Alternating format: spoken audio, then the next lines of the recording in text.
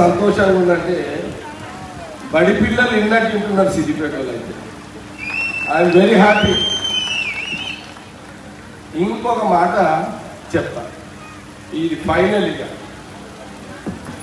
మీకు భయం ఎవరితోటి ఈ 5 ఏళ్ళు 10 ఏళ్ళ నుంచి సిద్దిపేట? అదే తప్పు.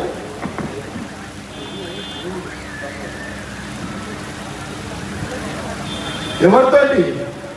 మిమ్మల్ని ఎవరు హింస పెట్టారు? అధికారులు.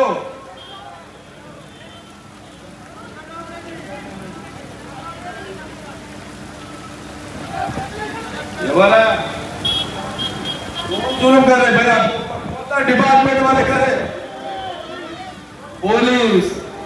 అది చెప్పుడు రా మీరు.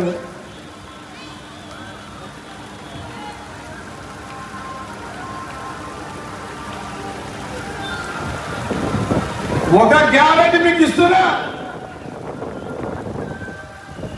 కాంగ్రెస్ పార్టీ కార్యకర్తలకు నాయకులకు ఈ 5 ఏళ్ళు भाई अपोजिशन में रहे तो लड़ना ही पड़ता, रूलिंग में रहे तो शासन कर भी पड़ता. అంటే అపోజిషన్ లో ఉంటే కొట్లాడతాము, రూలింగ్ లో ఉంటే శాసిస్తాం. That is politics. అదే రాజకీయం. కానీ మనం ఎవరిని హింస పెట్టము. అది కాంగ్రెస్ సిద్ధాంతం కాదు. కాంగ్రెస్ పార్టీ కార్యకర్తలకు నాయకులకు నాకు తెలుసు, చాలా సందర్భాల్లో అత్తు కానీ యాదగిరి కానీ అన్నా నాకు రాత్రి 2 గంటలకు చేస్తాడు ఈ యాదగిరి అయితే. అన్నా ఒక సిఐ నన్ను లోపల పెట్టిందనా, ఏం కేసో చెప్పాడు,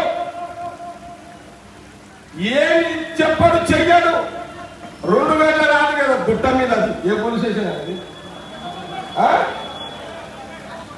రాజగోపాల్ గుట్ట మీద.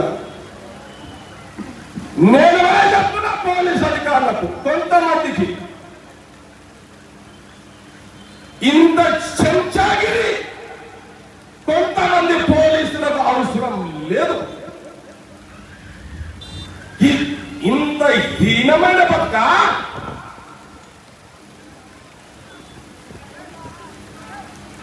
ఒకరో 2 3 పోస్టింగ్ల కోసం ఆ రోజు 10 ఏళ్ళు కాంగ్రెస్ పార్టీ నాయకులను కార్యకర్తలను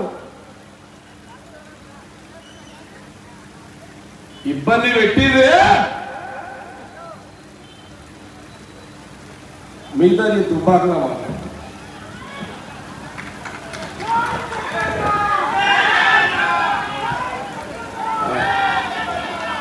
ఇంకో మాట చెప్తా. నేను పోలీసు వాళ్ళ మీద అంటుంటే కొందరు 2 3 పోలీసు వాళ్ళ ముఖం చూస్తున్నట్టు. కానీ జగ్గారెడ్డి పవర్ నుండి పోలీసు వాళ్ళని తిట్టాడా? ఆ కాలంలో ఎవరుండే? నాకు ఏం లేనప్పుడు కొట్లాడు వచ్చినా నాకు తెలుసు. వాట్ ఈజ్ పోలీస్ నాకు తెలుసు. మన ధైర్యం, మన శక్తి మన కాపాడుతుంది. మన శక్తి, మన ఆత్మరక్షణ. అర్థమైందా? మిగతా విషయం దుబ్బాకలమ్మ చాలు. నేను అడుగుతున్నా, సిద్దిపేట నియోజకవర్గారా, నీలమ్మతో కాంగ్రెస్ పార్టీ అభ్యర్థి చెయ్యి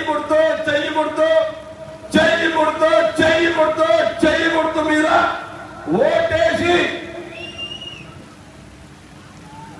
బీఆర్ఎస్ మీద 25,000 ఓట్ల మెజార్టీ ఇవ్వాలని, ఈ మెదక్ పార్లమెంట్ మా ఎంపీ అభ్యర్థిని గెలిపియాలని కాంగ్రెస్ పార్టీ నాయకుడిగా, కార్యకర్తగా నేను సిద్దిపేట ప్రజలందరినీ కూడా, ప్రతి ప్రజానికాన్ని అన్ని కులాల అన్ని మతాల ప్రజలందరూ కూడా కోరుకుంటూ సెలవు తీసుకుంటాను. జై హింద్, జై కాంగ్రెస్.